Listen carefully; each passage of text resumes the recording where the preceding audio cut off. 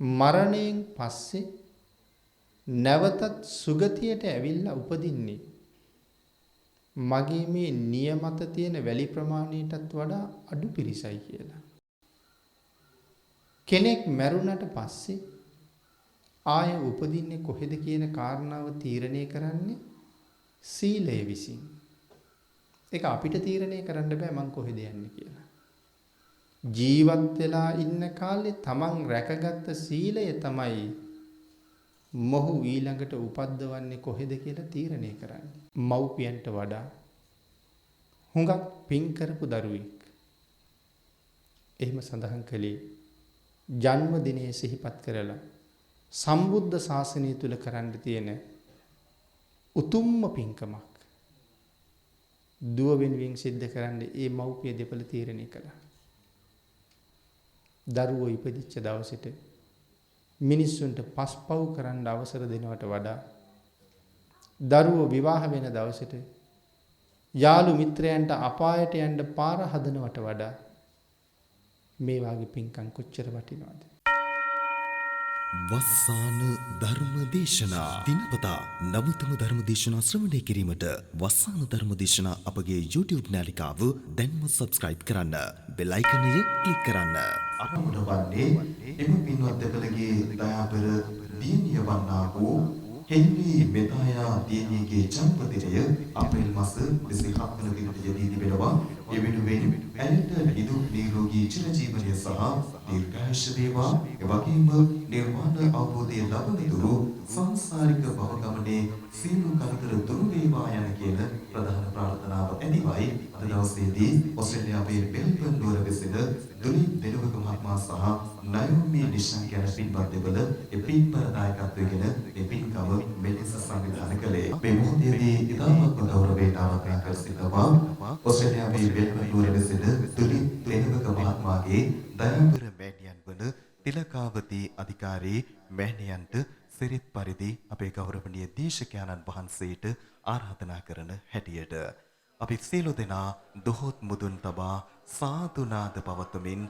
ධර්මානුශාසනාව වෙනුවෙන් නිකවැරටිය නෙළුම්ගල තඹරවිල විහාරයේ විහාරාධිකාරී තුරන්දර අතිපූජනීය කෝරළයාගම සරණතිස්ස ස්වාමීන් වහන්සේට අපි নমස්කාර පූර්වක ආරාධනා කර සිටිනවා. වස්සාන ධර්මදේශනා YouTube නාලිකාව ඔස්සේ ලක්වාසී ලෝකවාසී සියලු දනන් වෙත මේ මොහොතේ සිට මේ ධර්මානුශාසනාව පවත්වන හැටියට අවසරයි අපේ හාමුදුරුවනේ. සාදු සාදු සාදු. සමන්ත චක්කවාලේසු අත්‍රා ගච්ඡන්තු දේවතා සද්ධම්මං මුනි රාජස්ස සුනන්තු සග්ග මොක්කදං ධම්මස්සවන කාලෝ අයං භදන්තා ධම්මස්සවන කාලෝ අයං භදන්තා ධම්මස්සවන කාලෝ අයං භදන්තා නමෝ තස්ස භගවතු අරහතු සබ්බ ධම්මේසු අප්පටිහත ඥානචාරස්ස දස බලධරස්ස චතු වේසාරජ්‍ය විසරදස්ස සබ්බ සත්තුත්තමස්ස ධම්මිස්සරස්ස ධම්ම රාජස්ස ධම්මස්සාමිස්ස තථාගතස්ස සබ්බඤුනෝ සම්මා සම්බුද්දස්ස නමෝ තස්ස භගවතු අරහතු සබ්බ ධම්මේසු අප්පටිහත ඥානචාරස්ස දස බලධරස්ස චතු වේසාරජ්‍ය විසරදස්ස සබ්බ සත්තුත් සත්තුත්තමස්ස ධම්මිස්ස රස්ස ධම්ම රාජස්ස ධම්මස්සාමිස්ස තථාගතස්ස සබ්බඤුනෝ සම්මා සම්බුද්දස්ස නමෝ තස්ස භගවතු අරහතු සබ්බ ධම්මේසු අප්පටිහත ඥානචාරස්ස දස බලධරස්ස චතු වේසාරජ්‍ය විසරදස්ස සබ්බ සත්තුත්තමස්ස ධම්මිස්ස රස්ස ධම්ම රාජස්ස ධම්මස්සාමිස්ස තථාගතස්ස සබ්බඤුනෝ සම්මා සම්බුද්දස්ස.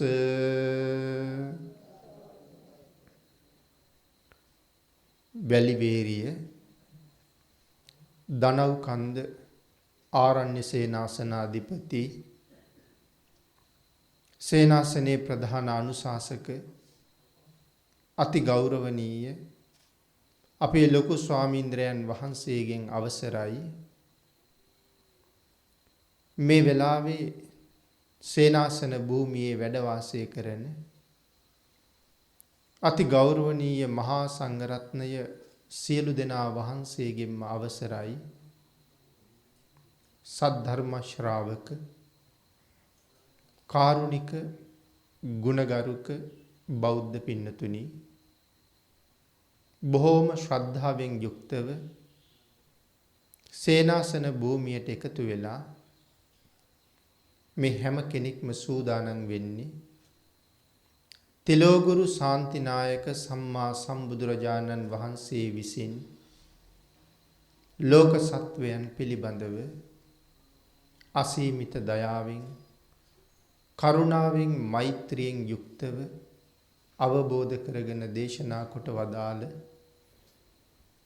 පරම ගම්බීර වූ ශ්‍රී සද්ධර්ම රත්නයෙන් අබමල් රේණුවකටත් වඩා අඩු බොහෝම පුංචි කොටසක් පින්නතුනි අද ධර්මදේශනාවේ මාතෘකාව හැටියට මම යොදා ගන්න කල්පනා කළේ ධම්මපද පාළියේ පිය වර්ගයේ සඳහන් වන උතුම් ගාථා රත්නයන් දෙකක්. චිරප්ප වාසින් පුරිසං දූරතෝ සොත්ති මාගතං ඥාති මිත්තා සුහජ්ජාච අභිනන්දන්ති ආගතං තතේව කත පුඤ්ඤම්පි අස්මා ලෝකා පරංගතං පුඤ්ඤානි පතිගං හන්ති පියං ඥාතිව ආගතං. අපේ භාග්‍යතුන් වහන්සේ මේ ගාථා රත්නයන් දෙක දේශනා කොට වදාළේ අග්‍ර ශ්‍රාවක මහමුගලන් මහරහතන් වහන්සේ බුදුරජාණන් වහන්සේගෙන් අහපු ප්‍රශ්නයක් හේතු කරගෙන මේ ගාථා රත්නයේ භාග්‍යතුන් වහන්සේ දේශනා කරන්න පාදක වුණ මූලික කාරණාව එහෙම නැත්නම් මෙහි නිදහන කතාව අපි ටිකක් දැනගන්න එක ධර්ම කාරණාව තේරුම් ගන්න මේ පින්නතුන්ට ලොකු උපකාරයක් වෙයි.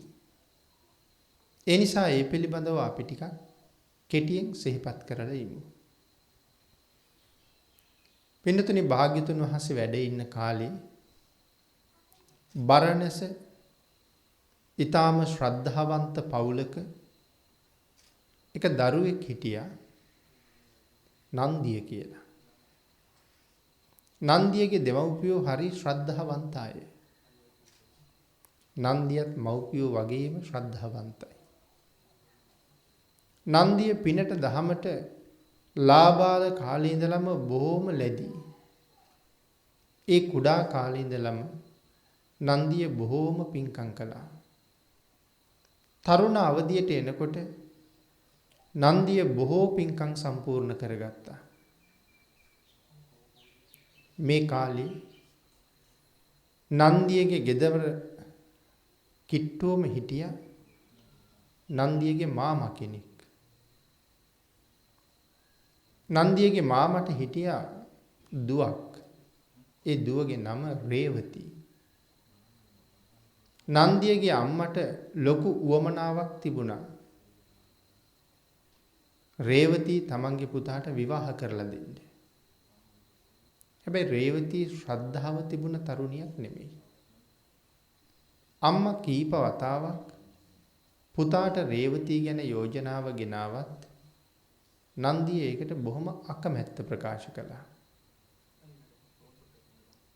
මව නිතර නිතර ඇවටිලි කරන නිසා නන්දිය සඳහන් කළා ඇගේ ශ්‍රද්ධා ගුණ අඩු නිසා මගේ පින්කම් කටයුතු වලට අනාගතේ ඇය නිසා ලොකු බාධාවක් එල්ල වෙයි කියලා කිව්වා. නන්දියගේ මව රේවතී මුණ ගැහිලා ඇයට ඒ කරුණුත් නිතර නිතර මතක් කළා. දුවේ පුතාගේ කැමැත්ත ලබා ගන්න නම් ඔබ සැදැහැ ඇති තැනැත්තියක් වෙන්න ඕනේ. ඉදිරි දවසක අපේ ගෙදර තවත් මහා දානමය පින්කමක් පුතා සංවිධානය කරලා තියෙනවා. ඔබත් නිතර නිතර ගිහිල්ලා ඒ කටයුතු වලට උදව් කරන්න. දානෙට කලින් දානශාලාවේ ගොම මැටි ගාන්න උදව් කරන්න. සැරසිලි කටයුතු වලට උදව් කරන්න. භික්ෂූන් වහන්සේලා වැඩ ඉන්න අසුන් පනවන්න නන්දියට උදව් කරන්න. දානි දවසට භික්ෂු සංඝයා නිවසට වැඩියහම උන්වහන්සේලාගේ පාත්‍ර අරගෙන සෝදලා පිරිසිදු කරලා ගෙනල්ලා දෙන්න. දන් වළඳලා ඉවර වුණාම පාත්‍රා පිරිසිදු කරලා පාත්‍රා පිහලා නැවත ගෙනල්ලා සංඝයාට පිළිගන්වන්න කියලා ඇයට සඳහන් කළා. මව සඳහන් කරපු විදිහටම ඇය ඒ හැම කටයුත්තක්ම ඉතා හොඳින් කළා. පින්කමෙන් පස්සේ අම්මා නැවතත් නන්දියට මතක් කරනවා පුතේ දැන් රේවතී හුඟක් හොඳයි නේද? පින්කමේදී අය බොහොම උනන්දුවෙන් උද්‍යෝගයෙන් කටයුතු කළා නේද? එහෙමනම් දැන් රේවතී මේ ගෙදරට එක් කරගෙන එන එක පරක්කු කරන්න ඕනේ නෑ නේද? ඉතින් අම්මගේ මේ වාගේ ප්‍රශ්න නිසා නන්දිය දවසක් අම්මට ඒකට අනුමැතිය දුන්නා. මව්පියෝ ඊටාම උනන්දුවෙන් බොහොම උත්කර්ෂවත් විදිහට රේවතීගේ නන්දියගේ විවාහ උත්සවය සිද්ධ කළා. නන්දිය රේවතීට දවසක් සඳහන් කළා මගෙත් එක්ක එක දිගටම ජීවත් වෙන්න කැමති නම් මම කරන මේ පින්කම් කටයුතු වලට හොඳින් උදව් කරන්න. ඒ වගේම මගේ අම්මටයි තාත්තටයි හොඳට සලකන්න. ඔබට එහෙම කරන්න පුළුවන් නම් මව්පියන්ගෙන් මා සතු වුණ යම් ධනයක් තියෙනවා නම් ඒ ධනය එතනින් පස්සේ ඔබටයි කියන කාරණාවත් මතක් කළා. නන්දියගේ නිවසේ දාන පින්කමක් අවසානයේ අපේ බුදුරජාණන් වහන්සේ දේශනා කොට වදාළ එක ධර්ම දේශනාවක සඳහන් වුණා කුටි සෙනසුන් හදලා පූජා කිරීම මොනතරම් මහත්ඵලද කියන කාරණාව. අන් එදා නන්දිය අදහසක් ඇති කරගත්තා මමත් කුටියක් හදලා පූජා කරගත්තොත් මගේ ජීවිතේ හුඟක් සම්පූර්ණයි කියලා. නන්දිය ගියා ඉසිපතනෙට. භික්ෂුන් වහන්සේලාත් එක්ක කතා කළා. කුටියක් හදන්න අවසර ඉල්ලගත්තා. සංඝයාගේ අවසර ඇතුව ගබඩා 4කින් යුක්ත සියලු පහසුකම් සහිතව මනා කුටියක් නන්දිය විසින් ඉසිපතන භූමියේ ඉදි කරලා නිමා කරන්න යෙදුණා.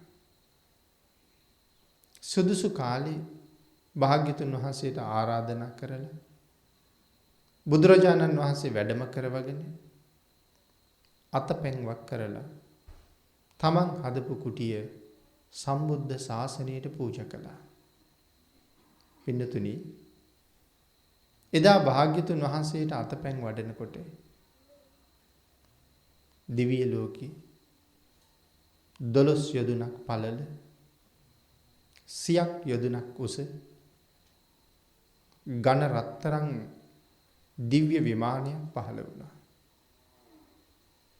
සත්‍රුවණින් සැරසුන දිව්‍යාංගනාව ඒ දිව්‍ය විමානේ පහළ වුණා.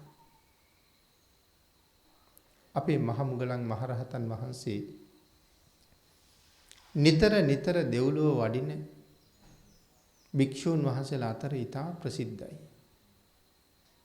නිතරම දිව්‍ය ලෝකේ වැඩලා දෙවියන් එක්ක සාකච්ඡා කරලා දෙව්ලොවට එන්න මනුලව ඉන්න කාලේ මොන විදිහේ පින්කම් කරගත්තද කියන කාරණාව දෙවියන්ගෙන් අහලා මහමුගලන් මහරහතන් වහන්සේ කරුණු කාරණා උදාහරණ සහිතව මනුස්ස ලෝකේ මිනිස්සුන්ට ධර්ම දේශනා කරනවා. කුසල් රැස් කිරීම පිළිබඳව, සිල් ආරක්ෂා කිරීම පිළිබඳව මිනිස්සුන්ට උනන්දුව නිතර ඇති කෙරෙව්වා. සමහර දවස්වලට නිරය ලෝකවලටත් වැඩලා මොහොතකට Tamanගේ ආනුභාවයෙන් නිරා ගිනිදැල් නිමල ධර්ම දේශනා කරලා එනවා කියලා සඳහන් වෙනවා. ඒ තරම් මහ පුදුම කාරුණික හදවතක්. සසර දුක් විඳින සත්වයා සසරින් එතර කරවන්න නොඑක් උපක්‍රම භාවිතා කර උන්වහන්සේ කටයුතු කළා. පින්නතිරි උන්වහන්සේගේ ව්‍යායාමය හැම මොහොතකම සාර්ථකයි. මිත්‍යා දෘෂ්ටි වැළඳගත්ත අන්‍ය තීර්ථක පිරිස් බොහොම වේගෙන් සම්බුද්ධ ශාසනයට ඇතුල් වෙන්න පටන් ගත්තා. සම්මා දිට්ඨියට එන්න පටන් ගත්තා. කුසල් රැස් කරන්න පටන් ගත්තා, සිල් ආරක්ෂා කරන්න පටන් ගත්තා. මෙන්න මේ නිසා තීර්ථක පිරිස් මහමුගලන් මහරහතන් වහන්සේට වෛර කළා. ඒ අය කල්පනා කළා ශ්‍රමණ බවත් ගෞතමයන්ගේ මේ මහා ශ්‍රාවකයා තව මේ විදිහට කටයුතු කරන්න ගත්තොත් අපට සිව්පසේවත් දෙන්න කෙනෙක් නැති වෙනවා. හැමෝම අපි අතහැරලා ශ්‍රමණ බවත් ගෞතමයන් සරණ යන අය බවට පත් වෙනවා. තව වැඩි දින නොගොස් අපට කුසගින්නේ ඉන්න සිද්ධ වෙන කාලය ළඟා වෙයි. ඊට කලින් මේ ශ්‍රාවකයාට යමක් කළ යුතුයි කියලා කල්පනා කළා. ඒ නිසා තමයි තීර්ථක පිරිස් මෙහෙවල මහමුගලන් මහරහතන් වහන්සේට තලලා පෙළලා ජීවිතක්ෂයට පත් කරන්න කටයුතු කළේ. පින්නතුනි, ඒ නිසා මේට හේතු වුණ අතීත කර්මයකුත් තියෙනවා. වර්තමාන හේතුව තමයි අපි සඳහන් කරපු කාරණාව. අතීත කර්මයකුත් තියෙනවා. අවස්ථා කීපයක් මහතෙරුන් වහන්සේ ජීවිතේ බේරගෙන ඉවත් වුණා. නමුත් Tamanට විපාක දෙන්න කර්මයක් තියෙන බව දන්න නිසා උන්වහන්සේ ඊළඟ දවසේ කුටියෙන් වඩින්නේ නැතුවම හිටියා. පින්නතනි, ඒ කාරණාව වෙනම දීර්ඝව අපි සාකච්ඡා කළ යුතු කරුණක්. මේ නිතර දිව්‍ය ලෝකේ වැඩම කරලා මේ කරුණ දැනගන්න මහමුගලන් මහරහතන් වහන්සේට එක දවසක් 12 යොදුන් පමණ පළල ඇති 100ක් යොදුන් පමණ උස ඇති මේ ඝන රත්තරන් මාලිගාව දකින්න ලැබුණා. උන්වහන්සේ මේ මාලිගාව ළඟට වැඩම කරාම ඒ මාලිගාවේ අධිපති කිසිම දෙවියෙක් එතෙන්ට ආවේ නැහැ. ටික වෙලාවක් වැඩ ඉන්නකොට සත්‍රුවණින් සැරසිච්ච දිව්‍යාංගනාවන් ඇවිල්ලා උන්වහන්සේට වන්දනා කළා. ඒ වෙලාවේ මහා මොග්ගල්ලාණන් වහන්සේ ඒ දිව්‍යාංගනාවන්ගෙන් ඇහුවා මේ තේජවන්ත මාලිගාව කාගේද කියලා. ඒ වෙලාවේ මේ දිව්‍යාංගනාව සඳහන් කරනවා ස්වාමීනි මේ මාලිගාවේ අයිතිකාරයා තවමත් ඉන්නේ මනුස්ස ලෝකේ. ඔහු වෙනුවෙන් තමයි මේ මාලිගාව පහළ වෙලා තියෙන්නේ. ඔහු එනකන් තමයි අපි හැමෝම බලාගෙන ඉන්නේ කියලා. මහරහතන් වහන්සේ අහනවා මනුස්ස ලෝකේ ඉන්න කවුරු වෙනුවෙන්ද මේ මාලිගාව පහළ වෙලා තියෙන්නේ? ඒ වෙලාවේ සඳහන් කළා ස්වාමීනි බරණැසේ ඉන්නවා නන්දිය කියලා උපාසක මහත්මයෙක්. ඔහු පහුගිය දවසක ඉසිපතනාරාමේ ගබඩා 4කින් යුක්ත මනා පහසුකම් ඇති කුටියක් පිළියෙල කරලා භාග්‍යතුන් වහන්සේට අතපැන් වඩලා ඒ කුටිය පූජා කළා. භාග්‍යතුන් වහන්සේගේ ශ්‍රී හස්තයට පැන් වඩන මොහොතේ තමයි ඔහු වෙනුවෙන් මේ මාලිගාව මෙහි පහළ වුණේ කියලා.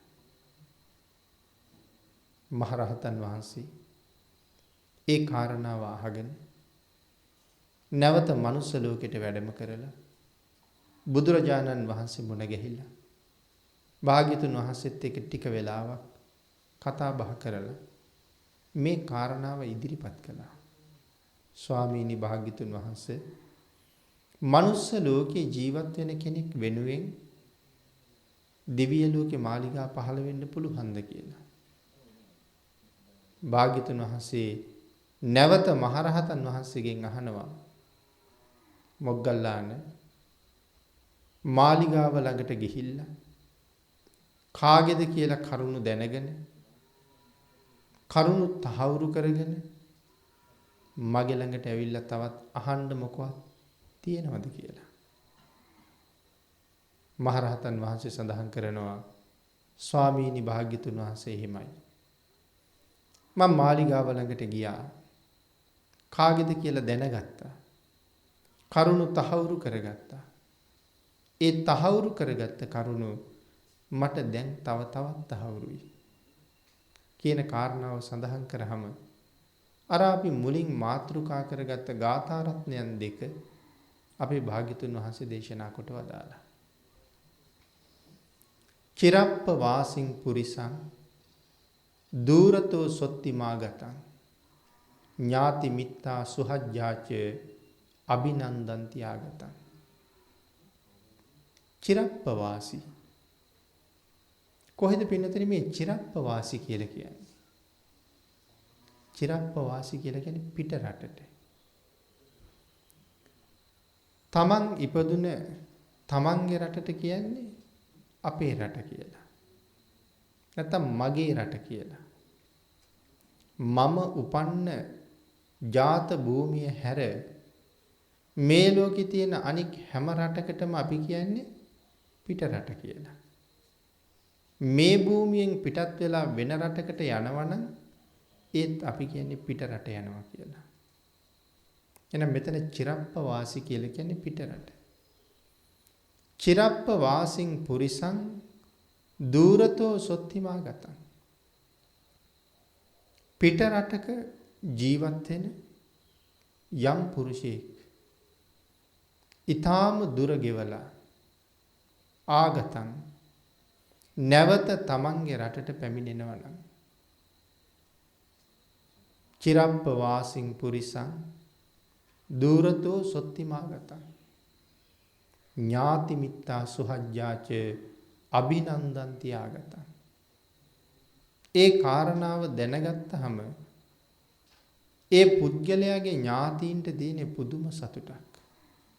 බොහෝ කාලයක් පිට රට ඉඳලා තමන්ගේ ගම රට බලාගෙන මව් දෙමව්පියෝ දැකගන්න ආපහු එනවා කියලා ආරංචි වෙනකොට දෙමව්පියන්ට ඥාතීන්ට ස්වාමියන්ට භාර්යාවන්ට මහ පුදුම සතුටක් තියෙන්නේ. ඒ නිසා ඒ අය මනාව සූදානම් වෙනවා. වතු පිටි සුද්ධ කරනවා. ගෙවල් මිදුල් පිරිසිදු කරනවා. ප්‍රණීත ආහාර හදනවා. පෙරමගට යනවා පිළිගන්න. ඥාතියා පිළිගන්න. ආන් එහෙම කරලා ගෙදරට එක් කරගෙන ඉන්නේ බොහෝම සතුටින්. ගෙදර ඉන්න අය එක එක්කෙනා ගේ ඇතුලින් එළියට එනවා. අවුරුදු ගානකට පස්සේ ඥාතියා පිළිගන්න. ඒක තමයි මේ පළවෙනි ගාථාවෙන් සඳහන් කරන්නේ.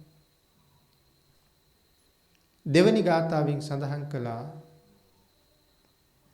තතේව කත පුඤ්ඤම්පි අස්මා ලෝකං පරංගතං.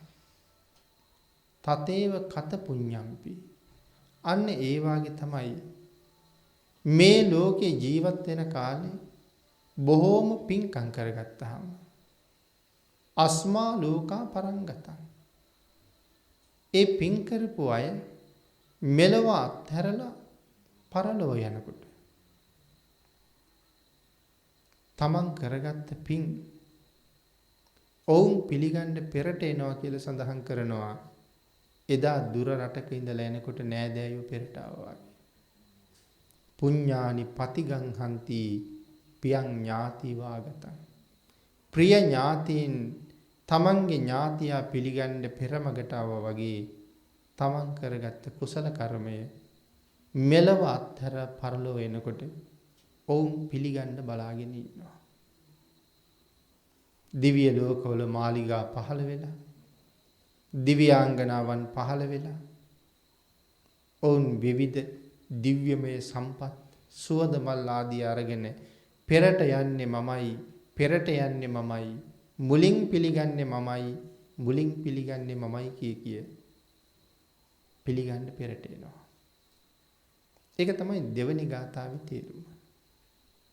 අපේ භාග්‍යතුන් වහන්සේ මේ ගාථා රත්නයන් දෙක දේශනා කරලා නන්දිය වෙනුවෙන් දිව්‍ය ලෝකේ මාලිගා පහළ වුණ බව මනාව තහවුරු කරන්න යෙදුණා. පින්නතේ මේ කාරණාවෙන් අපිට පැහැදිලි වෙන කරුණු ගොඩක් තියෙනවා. අපි ටිකක් කෙටියෙන් ඒ ගැන සාකච්ඡා කරමු. අද දනව්කන්ද ආරණ්‍ය සේනාසනයේත් එවන් ඊතා උසස් පින්කමක් මීට මොහොතකට කලින් අපි හැමෝම සහභාගී වෙලා ගෞරවනීය මහා සංඝරත්නය පෙරටු කරගෙන නිමා කරගන්න යෙදුණා. අපේ කල්යාණ මිත්‍ර දුලිප් දෙනවක මහත්මයා නයෝමි නිශ්ශංක මහත්මිය කියන මේ දෙපළ බොහෝම දුර රටක ඉඳගෙන නමුත් වෙහෙස මහන්සි වෙලා උපයා ගන්න මුදල් සම්බුද්ධ ශාසනය වෙනුවෙන් කුටි සෙනසුනක් සුදුසු තැනක ඉදි කරලා පූජා කිරීමේ බලාපොරොත්තු සෑහෙන කාලයක් තියාගෙන ඉඳලා ඒ සඳහා මුදල් එකතු කරගෙන මහා සංඝයාගේ පහසුව පිණිස නවීන පහසුකම් සහිතව ඉඩකඩ ඇතු ඊටාම කැප කුටියක් හදලා අද දවසේ සම්බුද්ධ ශාසනයට පූජා කරන්න යෙදුණා. ඒ තුලින් රැස් කරගත්ත කුසල ස්කන්ධය කොපමණක් වෙනව ඇද්ද කියන කාරණාව පෙර කතාවෙන් අපට යම් ප්‍රමාණයක් තේරුම් ගන්න පුළුවන්කම තියෙනවා. පින්නතුනි දුර්ලභ වූ මනුෂ්‍ය ජීවිතයක් ලැබිලා තියෙන වෙලාව සම්මා සම්බුද්ධ ශාසනය ඊටත් වඩා පරම දුර්ලභයි. සම්බුද්ධ ශාසනයත් මුණ ගැහිලා තියෙන වෙලාව නිර්මල ශ්‍රී සද්ධර්ම රත්නය නිරුපද්‍රිතව වැඩ ඉන්න කාලේ ඔබට මට මේ උතුම් මනුස්ස ජීවිතය ලැබුණා. පින්නතුනි නමුත් මේ ජීවිතේ අයත් කවදා ලැබෙයිද කියලා නම් දන්නේ නැහැ. ඒ තරම් දුර්ලභයි මනුස්ස ජීවිතේ. ඔබට මතක ඇති. මනුස්ස ජීවිතයේ කොච්චර දුර්ලභද කියන කාරණාව පැහැදිලි කරන්න අපේ බුදුරජාණන් වහන්සේ දේශනා කොට වදාළ උදාහරණ. එක සූත්‍ර දේශනාවක මනුස්ස චුති කියන සූත්‍ර දේශනාවේ භාග්‍යතුන් වහන්සේ එක උපමාවක් පැහැදිලි කළා. භාග්‍යතුන් වහන්සේගේ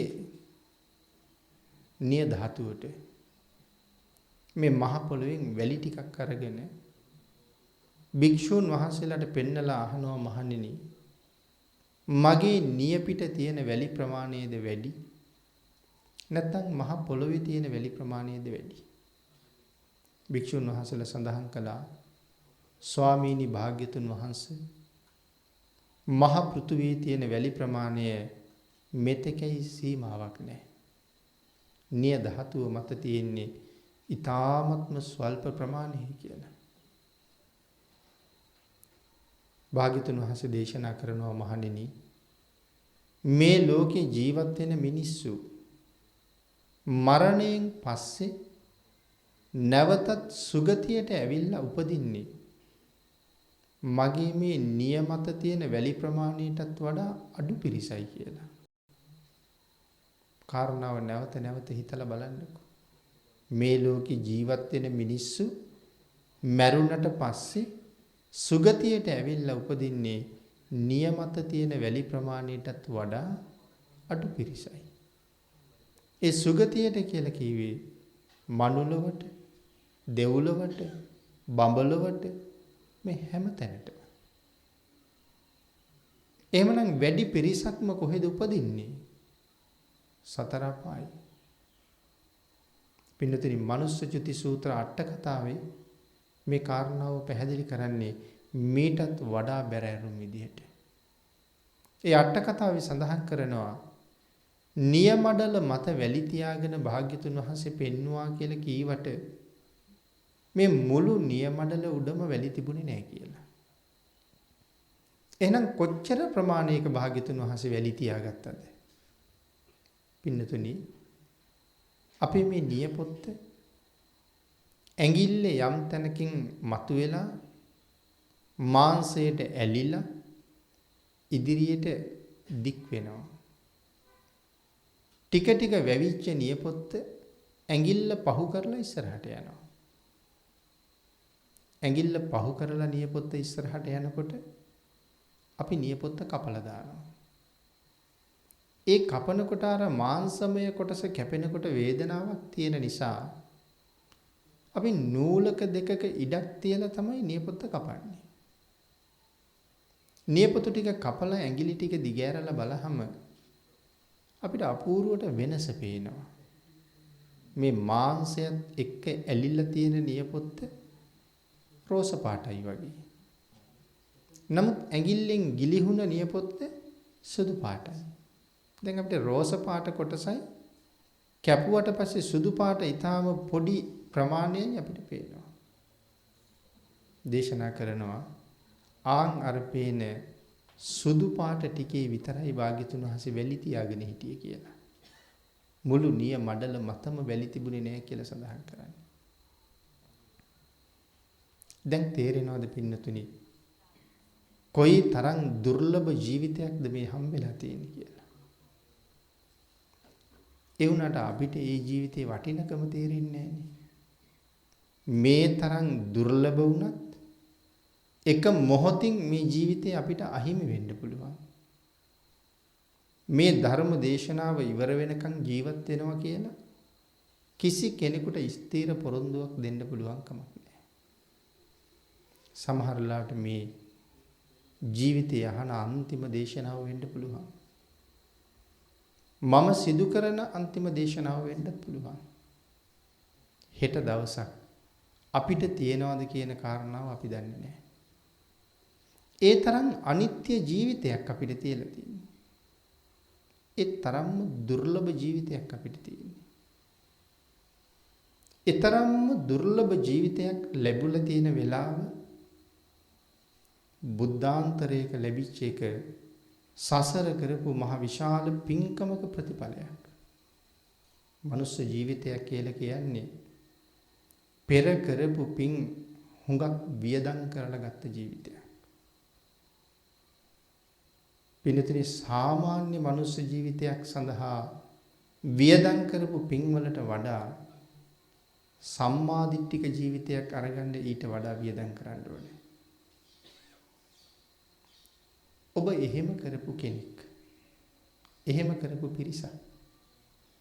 අන්න ඒක තමයි මේ ලෝකේ හුඟක් දෙනාට වඩා මේ සම්මාදිට්ඨික මිනිස්සු තරමක් දුප්පත් වගේ පේන්නේ. දැන් ධර්මයේ සඳහන් කරන හැටියට සිල්වන්ත වෙන්න ධනවත් වෙනවා කියලා ධර්මයේ තියෙනවා. සිල් ගුණයෙන් පිරෙන්න අපි ධන ධාන්‍යාදීන් පිරෙනවා. ඒක සීලේ තියෙන ආනිසංසය එකක්. දැන් එතකොට අපි හොඳට දන්නවා අපේ මේ සම්මාදිට්ඨික බෞද්ධ මිනිස්සුන්ට සාධාරණ සැකයක් උපදිනවා.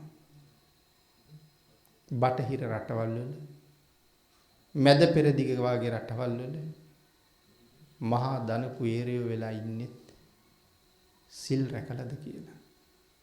එහෙම ප්‍රශ්නයක් එන්න පුළුවන්. ඒක සාධාරණ සැකයක්. ඒකටත් බුද්ධ ආගමේ හරි අපූර්වට උත්තර දීලා තියෙනවා.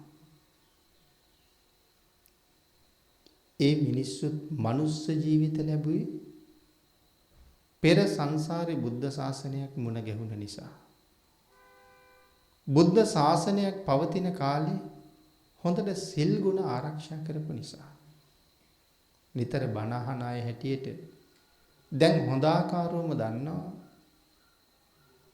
කෙනෙක් මැරුණට පස්සේ ආය උපදින්නේ කොහෙද කියන කාරණාව තීරණය කරන්නේ සීලය විසින්.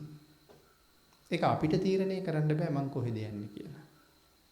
ජීවත් වෙලා ඉන්න කාලේ තමන් රැකගත්ත සීලය තමයි මොහු ඊළඟට උපද්දවන්නේ කොහෙද කියලා තීරණය කරන්නේ. යම් තැනක ඉපද්දවනවද ඒ පුද්ගලයාට ලැබෙන්න ඕනේ මොනවද? කොයි ප්‍රමාණයද කියන කාරණාව තීරණය කරන්නේ දානයි. එන උපදින තැන සීලයෙන් තීරණය කෙරෙනවා. ලැබෙන දේ දානයෙන් තීරණය කෙරෙනවා. එහෙනම් මේ හැම මනුස්ස ජීවිතයක්ම පෙර බුද්ධාන්තරයක් නිසා සිල් රැකලා ලබාගත් ජීවිත. ඒකේ විවාදයක් නැහැ. යමෙක් යම් පුද්ගලයෙක් යම් තාක් ධන සම්පත් ලබලා තියෙනවා නම් ඒත් පින්නතුනි පෙර බුද්ධ ශාසනවල දන් දීපු නිසා. එහෙම කොච්චර පින්කම් කළත් අපි තුල ප්‍රාර්ථනාවක් තියෙන්නත් ඕනේ. ඒ මොකක් සඳහාද? නැවතත් උපදින භවයක සම්මා දිට්ඨිකෙක් වෙලා උපදින්න. මිත්‍යා දෘෂ්ටිකෙක් වෙලා ඉපදුනොත් නිරයම උරුමයි. සම්මා දිට්ඨික වෙලා ඉපදුනොත් සම්බුද්ධ ශාසනය පිළිගන්නවා. භාග්‍යතුන් වහන්සේ පිළිගන්නවා, ධර්ම රත්නය පිළිගන්නවා. සම්මා දිට්ඨිකේ. පින පව කියලා දෙකක් ලෝකේ තියෙනවා කියලා පිළිගන්නවා. මැරෙන මිනිස්සු ආයෙත් උපදිනවා කියලා පිළිගන්නවා. සම්මා දිට්ඨිකව ඉපදුනහම අපි හැම පින්කමක්ම කරලා නිවන් දක්නා ජාති දක්වා සම්මා දිට්ඨික වන්නෙම්වා කියලා ප්‍රාර්ථනා කරන්න වටිනවා. අන්න එහෙම ප්‍රාර්ථනාවක් නූන නිසා තමයි තවත් අඩුපාඩුත් එක්ක මිස දිටු කුලවල ඉපදිලා ඉන්නේ. සසර පින නිසාමයි මනුස්ස ජීවිතේ ලැබුණේ. ප්‍රාර්ථනා හරියට ගොනු වෙලා නැති නිසා මිත්‍යා දෘෂ්ටිකවත් ඉපදුනා. නමුත් මහ දන් දීලා තියෙන නිසා කෝටි ප්‍රකෝටි ගණන් ධන සම්පත් තියෙනවා. ඕන තරම් වියදම් කරන්න පුළුවන්. එතකොට පින්නතුනි අපිට ආයෙ සැකයක් එන්න පුළුවන්. ඒ මිනිස්සු විතරද බුද්ධ ශාසනවල දන් දුන්නේ? අපි දන් දීලා නැද්ද කියලා. දීලා තියෙනවා. ඒ මිනිස්සුන්ට වඩා ඔබ දන් දීලා තියෙනවා. එහෙනම් අපි දුප්පත් වෙලා ඉන්නේ. ඒ මිනිස්සුන්ට වඩා අපි ගිහිල්ලා ඒ මිනිස්සුන්ගේ බැල මෙහෙවරකම් කරන්නේ. ඒ මිනිස්සුන්ට වඩා දන් දීලා තියෙනවනම් ඒ මිනිස්සුන්ට වඩා ලොකු මහ දන් දීලා අපි රැස් කරගත්ත පින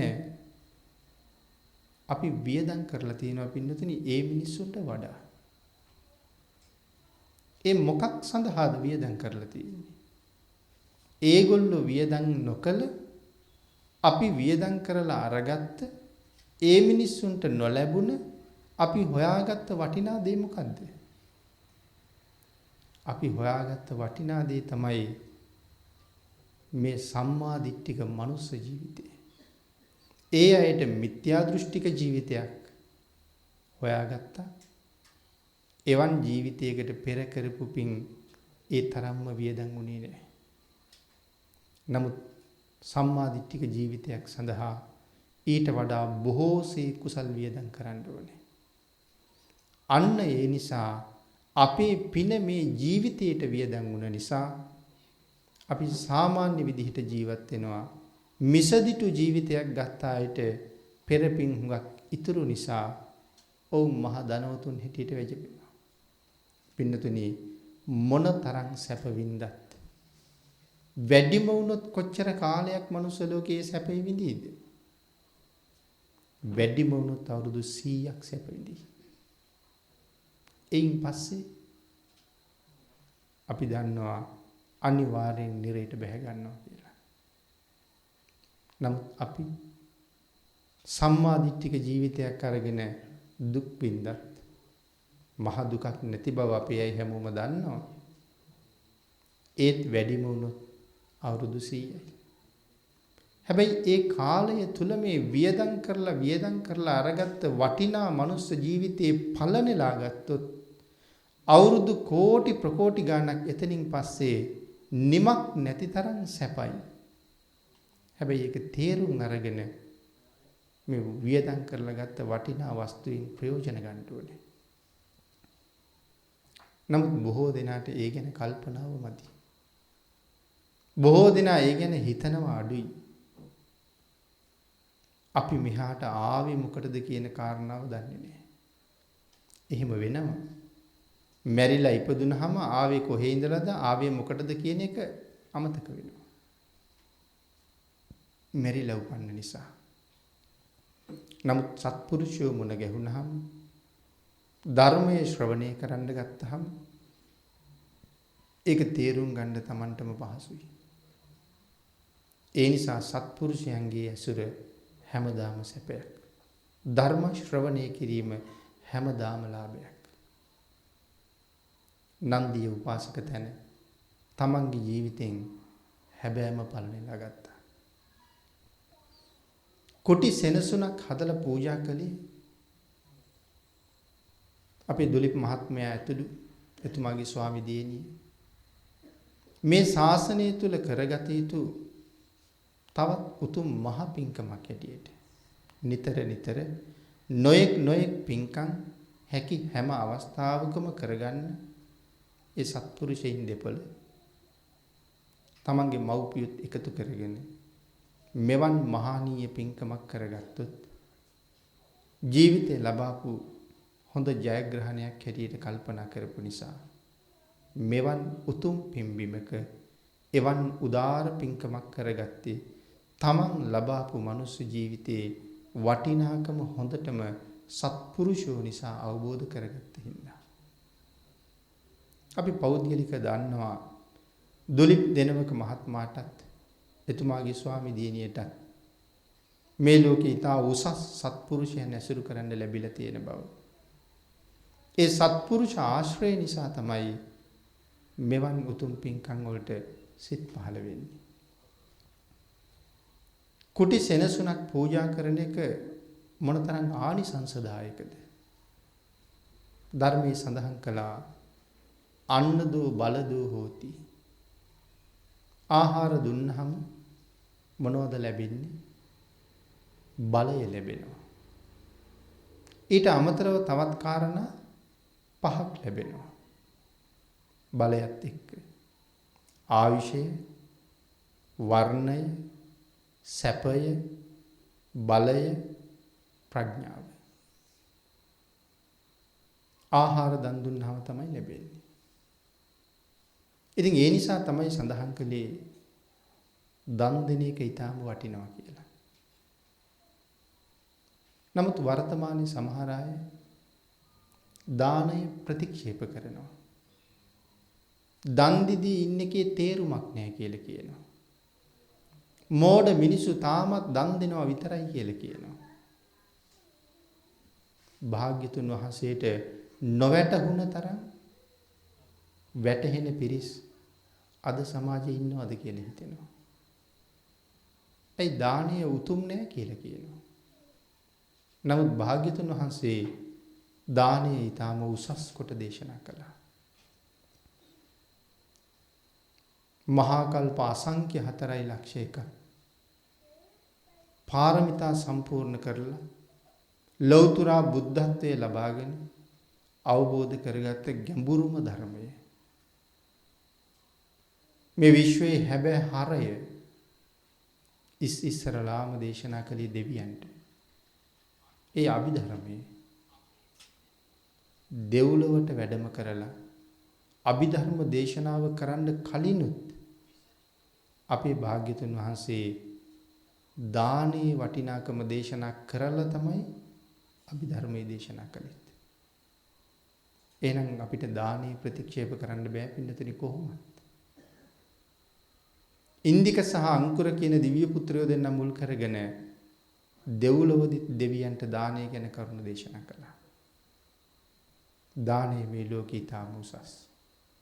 නොයෙක් ආකාරයෙන් දානය ගැන භාග්‍යතුන් වහන්සේ දේශනා කරපු කරුණු වලින් ත්‍රිපිටකේ පිරීලා තියෙනවා. ඒ තරම් දානය අගය කරලා තියෙනකොට සමහර අය දානය ප්‍රතික්ෂේප කරනවා. නමුත් මේ දන් දීම මොන තරම් ශ්‍රේෂ්ඨද කියන කරුණ පැහැදිලි කරමින් තමයි දානය නිසා මෙවන් කරුණු 5ක් ලැබෙනවා කියලා දේශනා කළේ. ඊළඟට දේශනා කළා වත්තදෝ හෝති වන්නදෝ කියලා. වස්ත්‍ර දන් දුන්නාම මොනවද ලැබෙන්නේ? වස්ත්‍ර පූජා කරාම තමයි බොහොම ලස්සන ශරීර වර්ණ ලැබෙන්නේ. මොකද අපේ ඇඟේ තියෙන වර්ණයට වඩා අපි ඇඳලා ඉන්න වස්ත්‍රයේ වර්ණය හරි ලස්සනයි. දිව්‍යමය වස්ත්‍ර වගේ. ඉතින් එවන් වස්ත්‍රවල තියෙන වර්ණය ලස්සන නිසා අපි අපිට ගැළපෙන වස්ත්‍ර හොයන්න හැම වෙලාවෙම පෙළඹෙනවා. සුදු හමක් තියෙන කෙනෙකුට කොහොම වස්ත්‍රයක් ගැළපෙනවද? තලෙලුළු හමක් තියෙන කෙනෙකුට කොහොම ඇඳුමක් කොහොම පාටක් ගැළපෙනවද? කළු පාට හමක් තියෙන කෙනෙකුට මොන විදිහේ පාටක් ගැළපෙනවද? අපි ගැළපෙන්න ඇඳුම් වල වර්ණ හොයලා ඇඳුම් තෝරගන්නවා. ඒ කියන්නේ කොහොමත් අපේ ඇඟේ පාටට වඩා ඇඳුමේ පාට ලස්සන බව අපි හොඳටම දන්නවා. එන භාග්‍යතුන් වහන්සේ දේශනා කළේ ඇඟ හොඳටම වැහෙන්න එවන් ඇඳුමක් ඇඳගත්තාම තමන් හරිම ලස්සනයි කියලා. ඉතින් ඇඳුමේ පාට ලස්සනයිනේ. ඒ ලස්සන පාටක් තියෙන ඇඳුමකින් ඇඟ හොඳට වහගත්තාම තවත් ලස්සනයි. ඉතින් වර්තමානයේ ධර්මයේ දන්නේ නැති නිසා හුඟක් අය හිතාගෙන ඉන්නේ ඇඟ පේන්න ඇඳහම තමයි ලස්සන කියලා. හැබැයි භාග්‍යතුන් වහන්සේ දේශනා කරලා තියෙන්නේ ඇඟ වැහෙන්න ඇඳහම ලස්සනයි කියලා. ධර්මයෙන් හුඟක් ඈත නිසා ඇඳුම් ඇඳිය යුත්තේ ඇයි කියන කාරණාවත් දන්නේ නැතුවද සමහර අය කියලා හිතෙනවා. ඉතින් එතකොට ඇඳුම් දන් දුන්නාම මොනවද ලැබෙන්නේ? වත්ත දෝ හෝති වන්නදෝ. ඇඳුම් දුන්නාම ලැබෙන්නේ ඊටාම ලස්සන වර්ණ. ඒ වගේම වස්ත්‍රත් ලැබෙනවා. ඊළඟට සඳහන් කළේ යාන. යාන දුන්නහම මොනවද ලැබෙන්නේ? යාන දුන්නහම පින්නතනේ යානම තමයි ලැබෙන්නේ. නමුත් ශාසනයේ යානා පූජාව කියලා කියන්නේ මොනවටද? යානා පූජාව කියලා කියන්නේ පාවහන් පූජාවට. මේ රත වාහන පූජාවට නෙමෙයි යානා පූජාව කියලා කියන්නේ. පාවහන්, පාවාඩ, පාපිසි, කොට්ටමෙට්ට, ඇඳ ඇතිරිලි මේ වගේ දේවල් තමයි යානා පූජාවට අයිති වෙන්නේ. යම් කෙනෙක් ඊටා උසස් ගණයේ පාවහන් පූජා කරනවා නම් පාදයට බොහොම පහසු පාපිස්නාවල් පූජා කරනවා නම් ශරීරයට ඊටාම පහසු මෘදු පහසු බවක් දැනෙන මේ කොට්ට මෙට්ට වාගේ දේවල් පූජා කරනවා නම් ඒ අයට සංසාරේ ලැබෙන්නේ ඊටාම සැප පහසුකම් වලින් යුක්ත යාන වාහන. ආන් එකයි ශාසනීය යානා පූජාව කියලා කියන්නේ. ඊළඟට පින්නතේ ආලෝක පූජාව. ආලෝක පූජාව නිසා මොනවද ලැබෙන්නේ? ඇස් ලැබෙනවා. දීපදෝ හෝති චක්කුදු. පහන් දුන්නහම ඇස් තමයි ලැබෙන්නේ. පහන් දැල්ලුවහම ඇස් ලැබෙනවා. පහනක් පූජා කළා කියලා කියන්නේ ඇහක් පූජා කළා වගේ පින්කමක්. ඒ කොහොමද පහනක් පූජා කරාම ඇහක් පූජා කළා වගේ වෙන්නේ කියන්නේ? දැන් අපේ ඇස් දෙක දවල්ට නම් හොඳටම පේනවා. නමුත් කරවලේ පේනවද අපිට? කරවලේ යනකොට හැප්පෙනවා. කරවලේ යනකොට වැටෙනවා. සර්පේ කිරියත් පාගනවා. ඇයි පේන්නේ නැන්නේ? එහෙනම් කරවලේ අඳුරේ අපිට මුකුත් පේන්නේ නැහැ. නමුත් අඳුරේ යන කෙනෙකුට අපි ආලෝකයක් දුන්නාම ඒ මිනිස්සයා හැප්පෙන්නේ නැතුව යනවා. සත්තු සර්පයෝ පාගගන්නේ නැතුව යනවා. හරියට අතපත ගන්න නැතුව පාරේ යනවා. ඒ කොහොමද යන්නේ? අපි දුන්න ආලෝකය නිසා. එතකොට දැන් අඳුරේ නොපෙනෙන කෙනෙකුට මම ආලෝකයක් දීලා ඔහුට ඇහැක් දුන්නා හා සමාන පූජාවක් නෙමෙයිද කරලා තියෙන්නේ. මේ ඇස් දෙකෙන් රැයට වැඩක් නැහැ. රැයට වැඩක් ගන්න නම් ආලෝකයක් ඕනේ. ආන් ඒ නිසයි සඳහන් කළේ දීපදෝ හෝති චක්කුදෝ පහන් දෙනවා කියලා කියන්නේ ඇස් දෙනවා වගේ වැඩක්. ඉතින් පින්නතුනි පහන් පූජාවත් ප්‍රඥාව පෙරදරි කරගෙන කළ යුතු පූජාවක්. පහන් පූජා කළා කියලා කීවට විතරක් මේ කියන විදිහේ ඇස්ම ලැබෙන්නේ නැහැ. සමහර අයගේ ඇස් බොහෝම දුර පේනවා. දැන් භාග්‍යතුන් වහන්සේට රැත් දවලු දෙකේම එකම විදිහට පේනවා. යදුන් ගානක් ඈත පේනවා. රැටත් ඒ විදිහටම පේනවා පහන් නැතුව දවල්ටත් එහෙමම පේනවා. චතුරංග සමන්නාගත අන්ධකාරයේ තියෙන වෙලාවෙත් භාග්‍යතුන් වහන්සේට හොඳටම පේනවා. මොකද්ද මේ චතුරංග සමන්නාගත අන්ධකාරය කියලා කියන්නේ?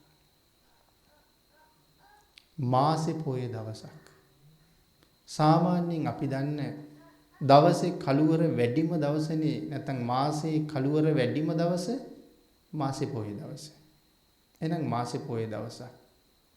එතකොට සාමාන්‍යයෙන් දවසේ කළුවර වැඩිම වෙලාව මධ්‍යම රාත්‍රිය. එහෙනම් මාසේ පොය දවසක මධ්‍යම රාත්‍රියක. පින්නතිනි මහ ඝන කළු වලාකුළු ඇවිල්ලා අහස වලාකුලින් පිරිච්චහම දවල්ට නමුත් කළුවරයි.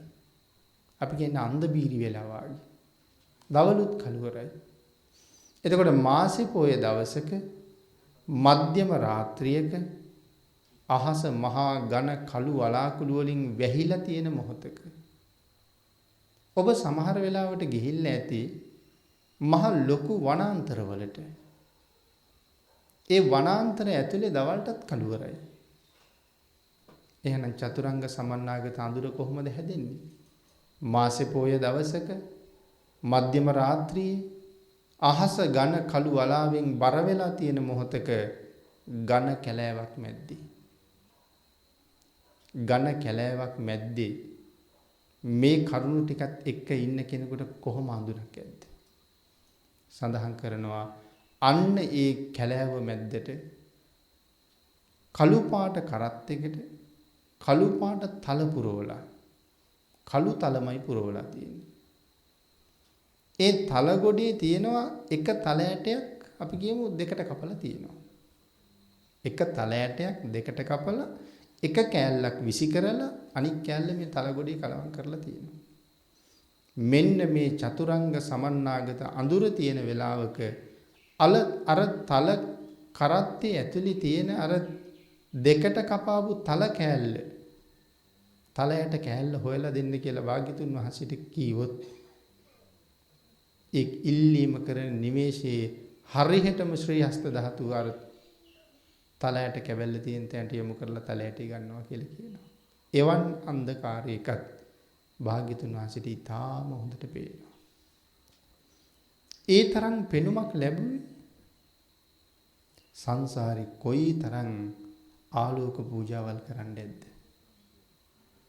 පින්නතුනි අපිට පුළුවන් තෙල් දාලා පහනක් පූජා කරන්න.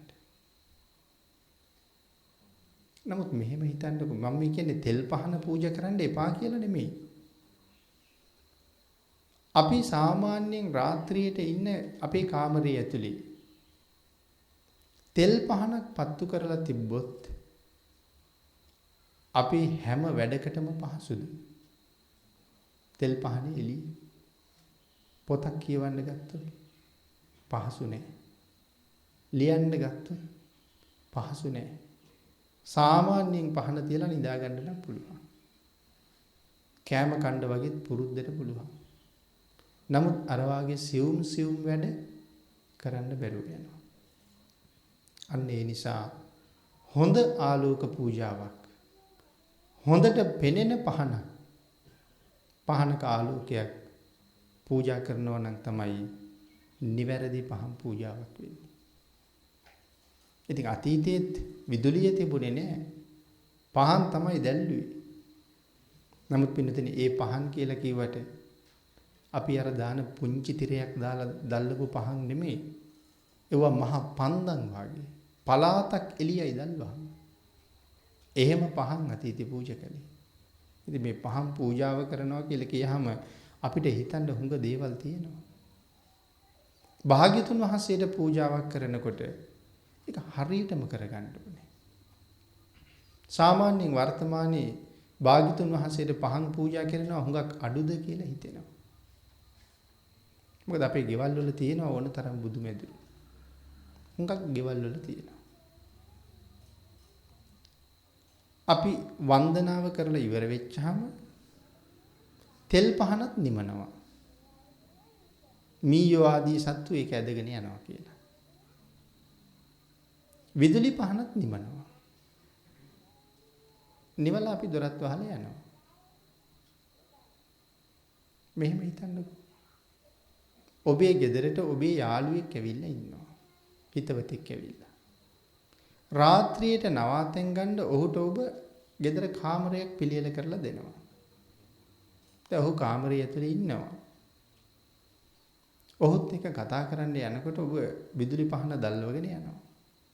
ගිහිල්ලා ආගිය තොරතුරු සතුටු සාමීචියේ කතා බහ කරනවා. කාමරෙන් පිට වෙලා යනකොට ඔබ විසින් විදුලි පහන නිමල යනවා. එතකොට හොඳයිද? එතකොට දැන් මම ඉන්න තාක් මට ප්‍රයෝජනෙයි පිණිස පහන දැල්වා ගත්තා මිසක් යාළුවට අවශ්‍ය නැහැ මම යනකොට නිමල යනවා. භාග්‍යතුන් වහන්සේට පූජා කරන්නේත් එහෙමම තමයි. අපි කුටිය ඇතුලේ ගැවසෙනකන් අපි වන්දනා කරගන්නකන් පහන් දැල් වෙනවා. හැබැයි අපි ගියාට පස්සේ භාග්‍යතුන් වහන්සේ කරුවලේ හිටියට කමක් නැහැ. පහන් ටික නිමල යනවා. ජීවමාන සංඥාවෙන් කටයුතු කරනවා නම් එහෙම නිමන්න පුළුවන්ද? එහෙනම් හැමදාම භාග්‍යතුන් වහන්සේ ළඟ හරියට නම් රෑදවල් දැල් වෙන පහනක් තියෙනවා. කොයිම මොහතකවත් භාග්‍යතුන් වහන්සේට අඳුරක් දෙන්නේ නැහැ කියලා. භාග්‍යතුන් වහන්සේට අඳුරක් නැහැ. නමුත් මට පින් සිද්ධ වෙන්න එපේ. ඒ නිසා ප්‍රඥාව තියන අය සමහරවිට විදුලිය විසන්දි වුණත් දැල් වෙන විදුලි පහන් තියෙනවා. විදුලිය නැති වුණාමත්පත් වෙනවා. අන්න එහෙම එකක් පූජා කරනවා. එතකොට හදිසියේ රාත්‍රියක වේවා කොයියම්ම මොහතක හරි විදුලිය විසන්දි වුණොත් ඒත් භාග්‍යතුන් වහන්සේට එළිය තියෙනවා. අපි හිතන්න පුළුවන් පින්නතුනේ දවල්ට ඕනේ නැහැනේ එළිය තියෙනවනේ කියලා. නමුත් අපි හිතමුකෝ හදිස්සියේ මහ ලොකු වැස්සක් එනවා කියලා. එතකොට ගේ ඇතුළ කරුවලා ඉන්නේ. එතකොට වලාකුළු වලින් අහස වැහුණත් නිතර දැල් වෙන පහනක් භාග්‍යතුන් වහන්සේ ළඟ තිබුණ නිසා වලාකුළු තිබුණට කමක් නැහැ බුදු කුටියේ කරුවල නැහැ.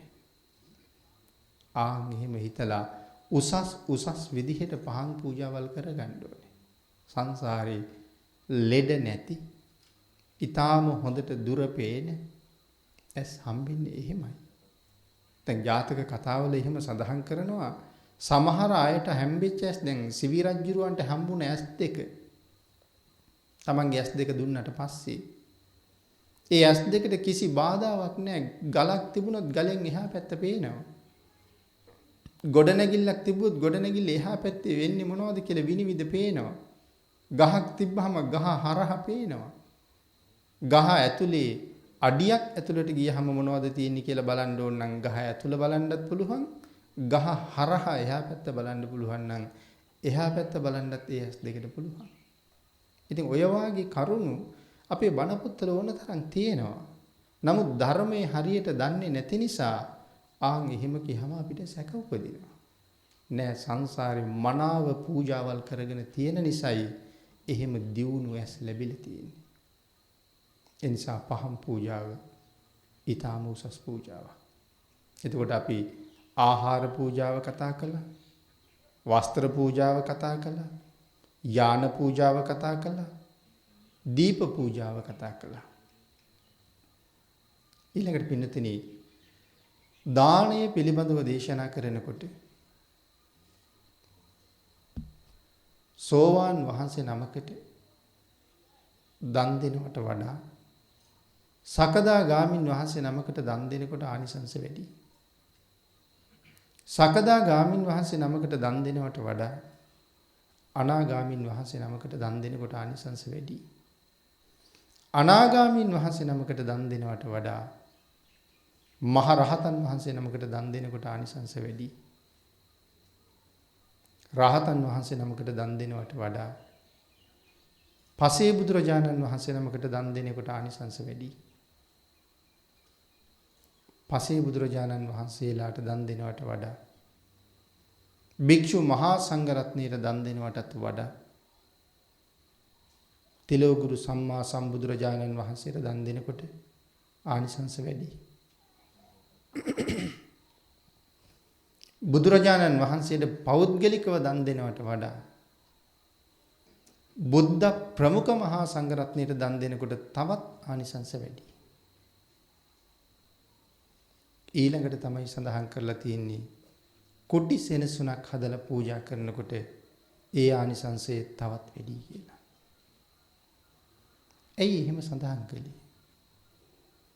මේ සේනාසනය ඇතුලේ අපි කුටිය විතරක් නෙමෙයි පූජා කරලා තියෙන්නේ. යානා පූජාවත් කරලායි තියෙන්නේ. ඇඳන් තියෙනවා, පුටු තියෙනවා, ඇඳ ඇතිරිලි තියෙනවා, කොට්ට මෙට්ට තියෙනවා. ඒ නිසා යානා පූජාවත් කුටියත් එක්කම කරලා තියෙන්නේ. ආලෝක පූජාවත් කරලා තියෙන්නේ. ඒ කුටියේ පහන් දැල්වලයි තියෙන්නේ. කුටිය විතරක් නෙමෙයි පූජා කරලා තියෙන්නේ. යානා පූජාවත් කරලා ආලෝක පූජාවත් කරලා. ඒ විතරක්ද නෙමෙයි සැපයත් පූජා කරලා තියෙනවා. වර්ණයත් පූජා කරලා තියෙනවා. බලයත් පූජා කරලා තියෙනවා. දැන් නමුත් අපි පින්නතුන්ට හිතුණාද මේ කුටිය ඇතුලේ ඔය ඔක්කොම පූජා වුණාද කියලා. භික්ෂුන් වහන්සේ නමක් අපි කියමු අදින් පස්සේ මහා සංඝරත්නය මේ කුටිය පරිහරණය කරනවා. පිණ්ඩපාතේ වැඩලා හෝ වේවා. වෙනත් පයින් දුර ගමනක් වැඩලා හෝ වේවා. උන්වහන්සේ සතපුම් ගානක් පයින් වැඩියහම කායික ශක්තිය බොහෝසේ ෂය වෙනවා. වෙහෙසයි. ඒ කුටියට ගිහිල්ලා අර සුවදායකව පූජා කරලා තියෙන යහනේ ටිකක් ඇලවෙලා ටික වෙලාවක් හිටියහම කායික වෙහෙස නිමිලා යනවා. ඒ වෙහෙස නිමුණහම අර හීන වෙලා ගියපු කායික ශක්තිය ආයෙ ලැබෙන්නේ නැද්ද? එහෙනම් කුටිය ඇතුලේ අපි බලය පූජා කරලා තියෙනවා කියන එක තේරෙනවද? වර්ණයත් පූජා කරලා තියෙනවා. දැන් අපි කිව්වේ වත්තදෝ හෝති වන්නදෝ කියලානේ. වස්ත්‍ර දුන්නහම වර්ණය ලැබෙනවා. කුටිය පූජා කරාමත් වර්ණ පූජා කරලායි තියෙන්නේ. අවුවේ වැඩක් කරලා නැත්නම් අවුවේ ගමනක් ගිහිල්ලා අවුවට පිච්චිලා ඇවිල්ලා ඉන්නේ. නමුත් කුටිය ඇතුලේ දින කීපයක් ඉන්නකොට ආයෙ සැරයක් අර පිච්චිච්චහම ආයෙ සැරයක් ස්වාභාවික ස්වභාවයටපත් වෙනවා. එතකොට මේ කුටිය නිසා කුටියක් තිබුණ නිසානේ ඒක උනේ. කුටියක් නොතිබුණා නම් ඒක වෙන්න හැටියක් නැහැනේ. ඒ නිසා අපි කල්පනා නොකලට වර්ණ පූජා කරලා තියෙනවා. එහෙනම් බලය පූජා කළා, සැපය පූජා කළා, වර්ණ පූජා කළා, යාන පූජා කළා, ආලෝක පූජා කළා. කුටිය ඇතුලේ ඔක්කොම එකතු කරලා තියෙනවා. සියලු පූජාවල් සම්පූර්ණ වෙලා තියෙනවා. ඉතින් තව වැසිකිලි කැසිකිලි පහසුකම්. හදිසියේ ගිලන්පස ටිකක් හදා ගැනීමේ පහසුකම්. භාවනාවක් කර කර ඉන්න වෙලාවට චිත්ත වික්ෂිප්ත බවක් ඇති වුණොත්, හිත විසිරෙන ස්වභාවයක් ඇති වුණොත්, භාග්‍යතුන් වහන්සේ දේශනා කළේ හිත එකඟ කර ගන්නම බැරි වෙනවනම් සක්මනට අවතීර්ණ වෙන්න කියලා. ටික වෙලාවක් සක්මන් කරනකොට සක්මන් භාවනාවෙන් හොඳටම පුළුවන් විසිරුණු හිත එක්තෙන් කරන්න. අන්න ඒක තමයි සක්මන කෙරවලේ ආසනයක් පනවලා තියෙන්නේ. භාවනාවට වාඩි වෙනවා. නමුත් හිත විසිරෙනවා. ආසනයෙන් බහලා සක්මන් කරනවා. සක්මනේදී නැවත හිත එකඟ වෙනවා. එකඟ වුණාට පස්සේ නැවත වතාවක් ආසනාරූඪ වෙලා තමන්ගේ කර්මස්ථානයේ වඩනවා. එතකොට දැන් ඒ පහසුකම් ටික ප්‍රඥාව මෙහෙवला සත්පුරුෂයන්ගේ ආශ්‍රය නිසා සියල්ල ਸਰව සම්පූර්ණ කරලා දුලිප් දෙනවක මහත්මයා අංග සම්පූර්ණ කුටියක් පූජා කළා කියන කාරණාව දැන් මනාව තහවුරුයි. එයින් රැස් කරගත්ත කුසල ස්කන්ධයේ මෙච්චරයි මෙපමණයි කියලා සීමාවක් කරලා පින්නතුනේ දක්වන්න බැරි තරම් මහේශාක්‍ය කුසලයක්. ඉතින් එවන් උදාර ශ්‍රේෂ්ඨ පින්කමක් දනව්කන්ද ආරණ්‍ය සේනාසනයේ මුල් කරගෙන ඒ සදහවත් පින්නතුන්ට සම්පූර්ණ කරන්න මේ අද දවසේ අවස්ථාව ලැබුණා. මේක ඒ පින්නතුන්ගේ ජීවිතවල ඓතිහාසික දවසක්. සසර අති දීර්ඝ කාලයක් මනා සැප සම්පත් භුක්ති විඳින්න හම්බ කරගත්ත දවසක් අද. ගාථා රත්නෙත් අපි සාකච්ඡා කළේ අපි කළ පින් මැරිලා එනකන් අපි පිළිගන්න බලාගෙන ඉන්නවා කියලා කිව්ව කවුරු වගේද? දුර රටක ඉඳලා එන ඥාතියා පිළිගන්න මෙහි ඥාතීන් බලාගෙන ඉන්නවා වගේ. ජීවත් වෙලා ඉන්න ඔබ හැමෝම මොහොතකට ඔබ ගැන හිතලා කල්පනා කරන්න. තව මොහොතකින් ඔබ සොයාගෙන මරු ආවොත් ඔබට ඒකාන්තයෙන්ම යන්න වෙනවා. මෙහි අතහැරලා මරණයටපත් වෙන්න සිද්ධ වෙන ඔබට ඔබ පිළිගන්න මේ වෙනකොට කොච්චර පින් බලාපොරොත්තුෙන් ඇද්ද පෙරමග බලාගෙන කියන කාරණාව හිතලා බලන්න. මම දැන් මැරුණොත් මාව පිළිගන්න මං කරපු පින් කොච්චර තියෙනවද දන්නේ. අන්න එහෙම හිතලා එහෙම මතක් වෙන පිනක් නැත්තම් වහ සිද්ධ කරන්න පටන් ගන්න. ඒකට මහා කෝටි ගණන් සල්ලි වියදම් කරන්න ඕනේ නෑ.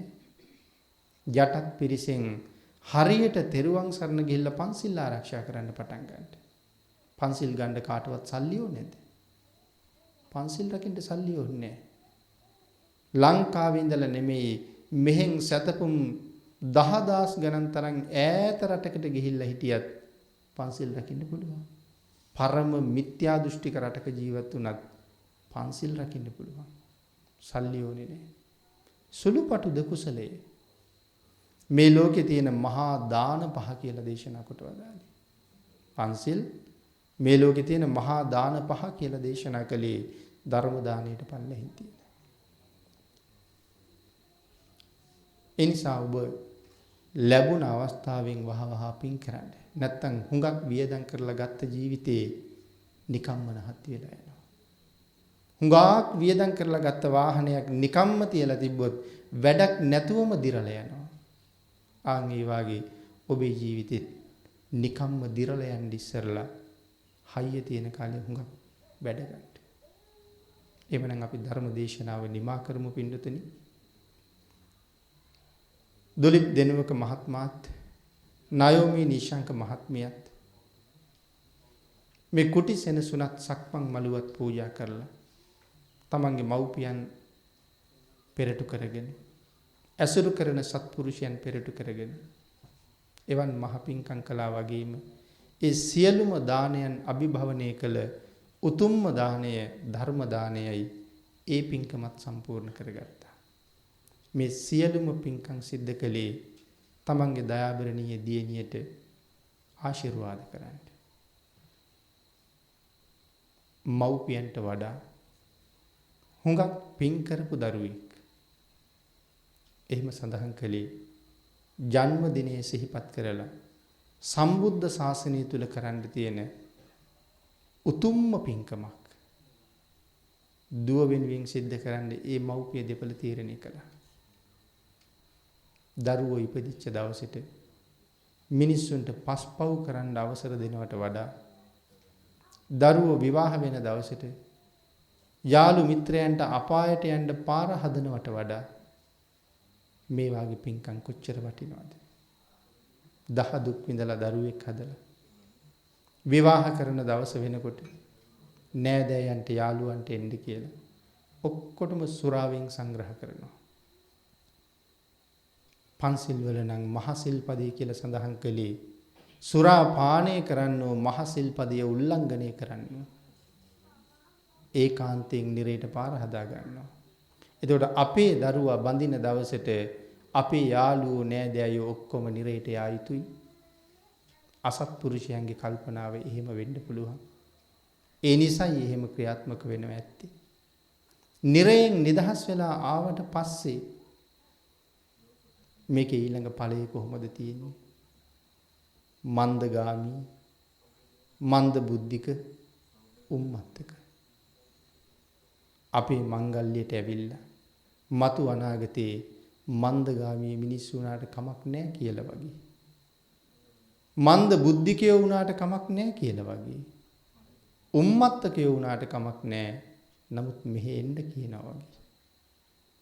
එහෙම නැතුව මෙවන් උදාර පින්කමක් ඒ දියණියට තවම කරගන්න ලොකු අවබෝධයක් නැති මොහොතක මව්පියෝ සිද්ධ කරලා අනුමෝදන් කරලා තියාම ජීවිතේට කොහොමත් වටිනවා.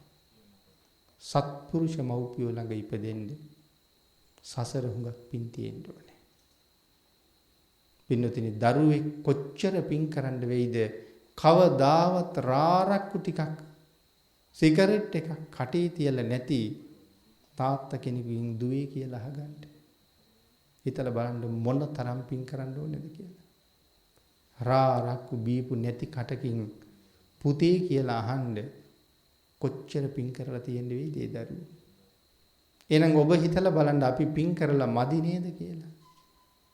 නමුත් අවස්ථාව ලැබිලා තියෙන නිසා වහවහ පින් කරන්න උත්සාහ කරන්න. මේ වාගේ සත්පුරුෂ මව්පියෝ නිවන් දකින්න දුරු අපිට වාසනාව ගේනවා. ඒ නිසා මේ රැස් කරගත්ත උතුම් පුණ්‍ය ධර්මයන් ඒ දියණියටත් අඩු නැතුව අනුමෝදන් වේවා කියලා ප්‍රාර්ථනා කරමු.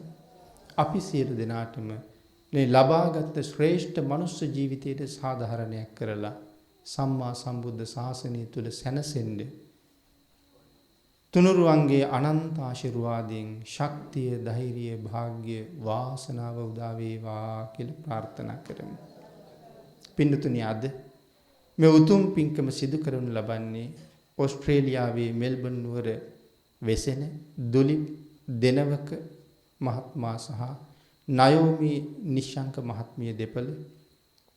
විශේෂ ආරමුණ තමයි තමන්ගේ දියණිය වෙන හේලි මෙතායා දෙනවකගේ 5 වන ජන්මදිනයේ අප්‍රේල් මාස 27 වන දිනට යෙදිලා තියෙන නිසා ඇයට නිදුක් නිරෝගී චිරජීවනයේ සහ දීර්ඝායුෂය ලබන්න ආශිර්වාද කරන්නත් උතුම් නිර්වාණ අවබෝධය ලැබෙන තුරුම සාංශාරික භව ගමනේ සියලු කරදර කම්කටොළු දුරු වේවා කියන ප්‍රාර්ථනාව කරන්නත් ඊට අමතරව සුජීවත්ව වෙසෙන තිලකාවතී අධිකාරී සහ අනුලා නිස්සංක මෑණියන් දෙදෙනාටත් දුවදරුවන් වන තුෂාරී දෙනවක, දුශාන්ති දෙනවක, නිරෝධ නිස්සංක සහ සහෝදර සහෝදරියන්ටද ඔවුන්ගේ පවුල්වල සියලු දෙනාටමද සියලු ඥාති මිත්‍රාදීන් හටද නිදුක් නිරෝගී චිරජීවනය ලැබේවා. ඔවුන්ගේ ධර්මාවබෝධයේ පිණිසම මේ සියලු කුසල් හේතු වේවා. එමෙන්ම නැසී ගිය වික්‍රමපාල දෙනවක සහ කීර්ති නිස්සංක යන පියාණන් දෙපළටද ඔවුන්ගේ පවුල්වල මේ ගිය සියලුම ඥාති හිත මිත්‍රාදීන්ටද පරලොව සුගතිය පිණිසම මේ පින් අනුමෝදන් වේවා. එමෙන්ම මෙම මහානීය පින්කම සිදු කර ගැනීම වෙනුවෙන් අනුශාසනා කළ මෙම සේනාසනයේ නායක මාහිමිපාණන් වහන්සේ වන නම කියන්න අවසරයි ගලගෙදරගම බෝධිධම්ම නායක මාහිමිපාණන් වහන්සේටත් ඉදිකිරීමේ අවශ්‍යතා සොයා බලා කටයුතු ඉටු කළ සේනාසනයේ වැඩවෙසෙන වැලිවේරියේ අවසරයි විජිත ධම්ම ස්වාමින් වහන්සේටත් වතුරගම අවසරයි විමල බුද්ධි ස්වාමින් වහන්සේටත් වැඩ වාසය කරන සියලුම හිමිවරුන්ටත් අද දින ජන්මදිනයේ යෙදී ඇති අපවත් වී වදාළ අතිපූජනීය නා වූ ශ්‍රී අරිය ධම්ම මහා ස්වාමීන්ද්‍රයන් වහන්සේටත් ධර්ම දේශකයන් වහන්සේටත් ධර්මයේ කියා දුන් ගුරුවරුන්ටත් ලෝකවාසී සියලුම කල්යාණ වූ සහෝදර සහෝදරියන්ටත් අපමණ වෙහෙසක් දරා මෙම පින්කම වෙනුවෙන් වෙහෙසුණු අප කල්යාණ මිත්‍ර ගංගානාත් මහත්මයාටත් බුද්ධික මල්ලව සොහයුරාටත් සියලුම ඉදිකිරීම සහ පින්කම් සංවිධානය වෙනුවෙන් තම ශ්‍රමයෙන් වචනයෙන් සිතුවිල්ලකින් හෝ දායකත්වයේ දැක් වූ සියලු දෙනාටමත් ඔවුන්ගේ පවුල්වල සුජීවත්ව සිටින මෙන්ම මියගිය සියලු දෙනාටමත් ධර්මාවබෝධයේ පිණිසම මේ උතුම් කුසල් හේතු වාසනා වේවා කියලා ප්‍රාර්ථනා කරනවා. දුලිප් දෙනවක මහත්මයාගේ සහ නයෝමි නිශ්ශංක මහත්මියගේ මේ උතුම් ප්‍රාර්ථනා සියල්ලම එසේම මුදුන්පත් වේවා. ආශිර්වාද කළ සියලු දෙනාටම රත්නත්‍රේ ආශිර්වාදය ලැබේවා. පින් අනුමෝදන් කළ සියලුම ඥාතීන්ට දෙමව්පියන්ට මේ පින් අනුමෝදන් වේවා. හැම කෙනෙකුටම ඊ타ම ඉක්මන් භවයක ඊ타මත්ම කෙටි කාලයකින් සැප සහිත ප්‍රතිපදාවකින් උතුම් චතුරාර්ය සත්‍ය ධර්මය අවබෝධ කර ගැනීම සඳහා මේ කුසල ධර්මයන් හේතු වාසනා වේවා කියලා ප්‍රාර්ථනා කරමු.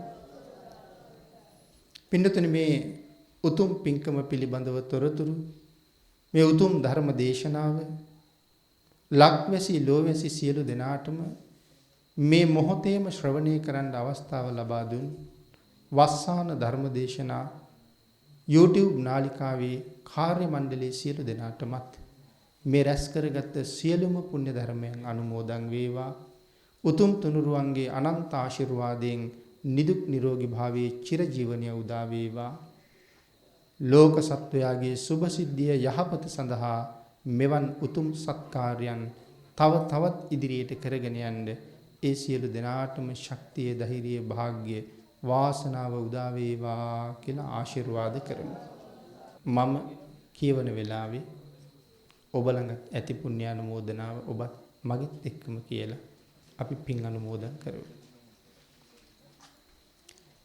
කෝටි ලක්ෂයක් සක්වල සියලු ආර්යයන් වහන්සේලාද සියලු සත්පුරුෂයන් වහන්සේලාද අපගේ নমස්කාරය පිළිගන්නාසේක්වා පිළිගන්නාසේක්වා පිළිගන්නාසේක්වා.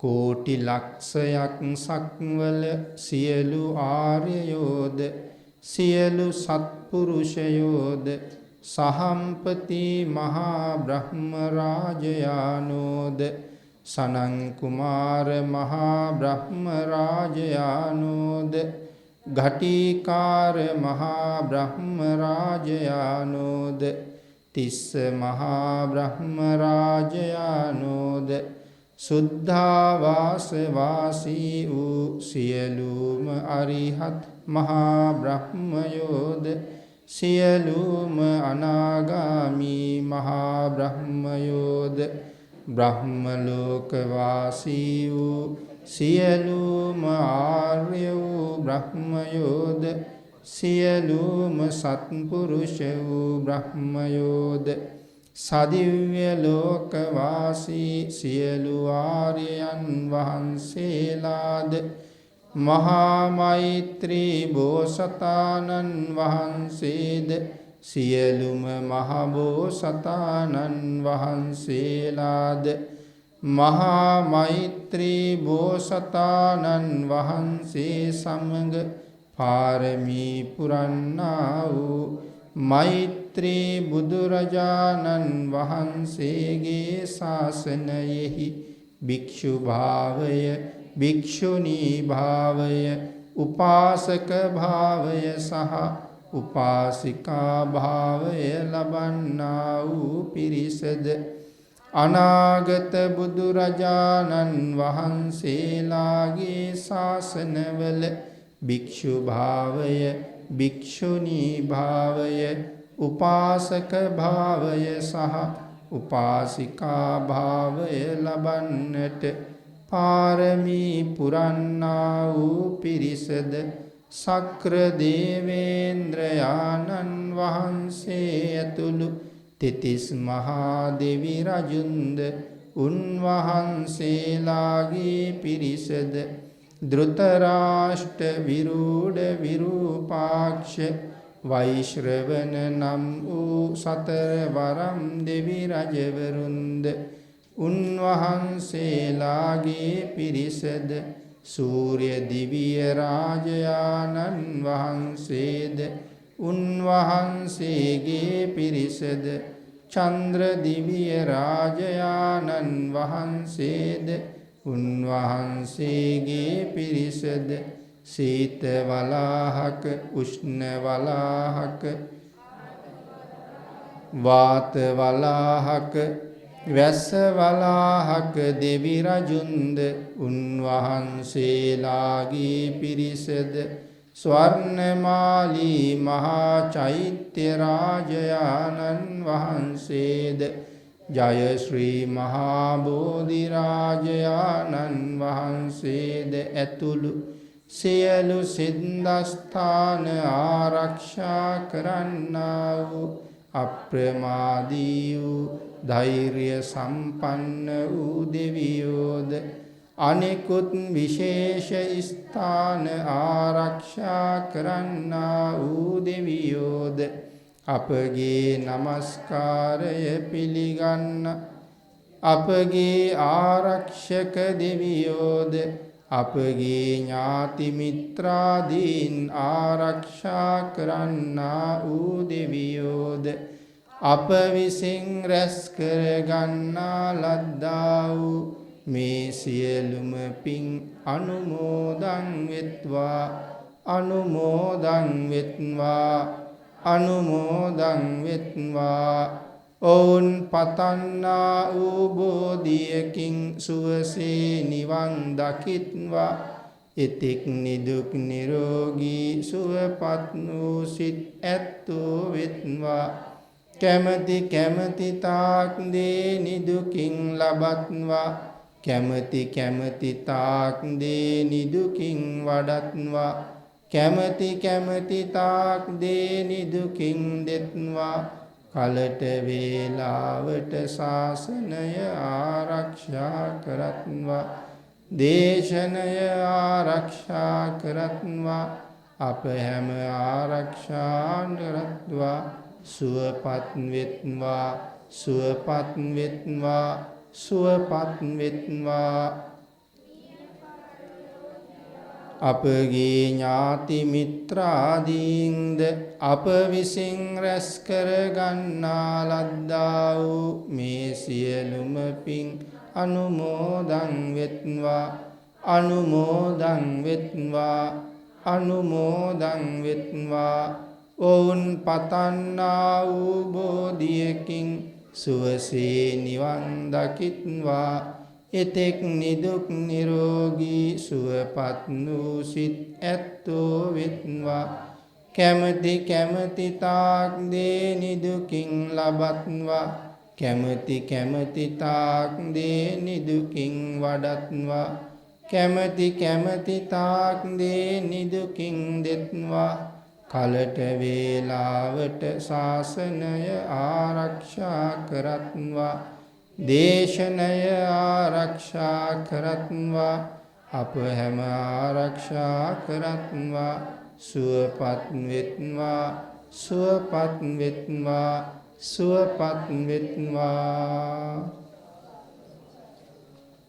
ඒ වගේම පින්නතුනි මේ මහා පින්කම සිදු කිරීමේ ආනුභාවයෙන් නිවන් දක්නා ජාති දක්වා මට මේ කුසලය කොයි ආකාරයෙන් විපාක දිය යුතුද යන කාරණාවත් අපි ප්‍රාර්ථනා කරමු අප විසින් රැස් කර ගන්නා ලද්දා වූ මේ මහා පුණ්‍ය සම්භාරයෙන් කෙටිම කාලයකින් පහසුම ආකාරයෙන් සුඛ ප්‍රතිපදාවෙන් සියලු දුකින් මිදෙම්වා මේ සියලු කෙලෙස් බරින් නිදහස් වෙම්වා අජර වූ අමර වූ නිවන ලැබ සැනසෙම්වා සුවපත් වෙම්වා සුවපත් වෙම්වා සුවපත් වෙම්වා මේ මොහොතේ පටන් නිවන් දක්නා මොහොත දක්වා කල්හි සම්මා දිට්ඨික වන්නෙම්වා ත්‍රි හේතුක සීල සම්පන්න වන්නෙම්වා පහසුවෙන් සිල් රකින්නෙම්වා සමාධි සම්පන්න වන්නෙම්වා ප්‍රඥා සම්පන්න වන්නෙම්වා නිදුක් වන්නෙම්වා නිරෝගී වන්නෙම්වා බාලයන්ගේ ඇසුර නොලබන්නෙම්වා බාලයන්ගෙන් අල්ප මාත්‍ර හෝ බලපෑමකට ලක් නොවන්නෙක් කල්යාණ මිත්‍රයන්ට හෝ සත්පුරුෂයන්ට එරෙහිව මාත්‍රයක්වත් නූපදවන්නෙම්වා කල්යාණ මිත්‍රයන්ගේ ඇසුර ලබන්නෙම්වා කල්යාණ මිත්‍රයන්ගේ විශේෂ අනුකම්පාව ලබන්නෙම්වා ශ්‍රද්ධා සම්පන්න වන්නෙම්වා වීරිය සම්පන්න වන්නෙම්වා සති සම්පන්න වන්නෙම්වා සමාධි සම්පන්න වන්නෙම්වා ප්‍රඥා සම්පන්න වන්නෙම්වා නිර්මල පර්යාප්තිය අසන්නෙම්වා දරන්නෙම්වා වචනයෙන් පුරුදු පුහුණු වන්නෙම්වා අර්ථ පිරික්සන්නෙම්වා නුවණින් විනිවිද දකින්නෙම්වා නිවැරදිව අන්‍යයන්ට දේශනා කරන්නෙම්වා නිදුකින් සමතය වඩන්නෙම්වා නිදුකින් විදර්ශනා වඩන්නෙම්වා කැමැති කැමැති තාක් සමාපත්තීන්ට කැමැති කැමැති තාක් කාලයක් සමවදින්නෙම්වා කැමැති කැමැති තාක් දේ නිදුකින් ලබන්නෙම්වා කැමැති කැමැති තාක් දේ නිදුකින් වඩන්නෙම්වා කැමැති කැමැති තාක් දේ නිදුකින් දෙන්නෙම්වා සුවපත් වෙම්වා සුවපත් වෙම්වා සුවපත් වෙම්වා සාදු සාදු සාදු ඔහොම වන්දනා කරගන්න. අභිවාදන සීලිස්ස නිච්ඡං බුද්ධාපචායිනෝ චත්තාරෝ ධම්මා වඩ්ඩಂತಿ ආයුවන්නෝ සුඛං බලං ආයුරාෝග්‍ය සම්පatti සග්ග සම්පatti මේවච අතෝ නිබ්බාන සම්පatti ඉමිඤාතේ සමිජ්ජතු